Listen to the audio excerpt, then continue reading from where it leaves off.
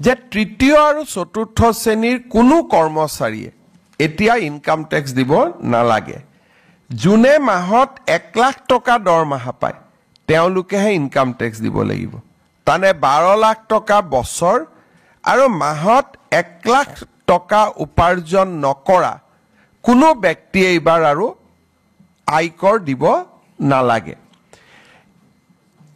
ইয়াৰ ফলত মই এক প্ৰকাৰ দেখা পাওঁ যে আমাৰ সৰকাৰি কৰ্মচাৰী প্ৰায় সকলোৱে ট্যাক্স আউটাৰ পৰা যাৰ বহুত দিন চাকৰি হোৱা নাই বিশেষকৈ নতুনকৈ চাকৰি যোগদান কৰা 5 বছৰ 10 বছৰ 15 বছৰ চাকৰি কৰা কোনো লোকে ইনকাম টেক্স দিব নালাগিব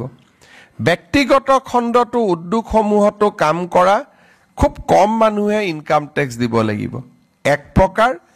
খুব ভাল ফাৰ্স্ট ক্লাস কন্ট্ৰাক্ট নকৰা বা ভাল কোনোবাই ব্যৱসায় নকৰিলে ইনকাম টেক্স দিয়াৰ প্ৰয়োজনীয়তাটো বহু পৰিমাণে নোহোৱা হ'ব ই ভাৰতৰ মধ্যবিত্ত সমাজখনলৈ এক বিশাল সকাহ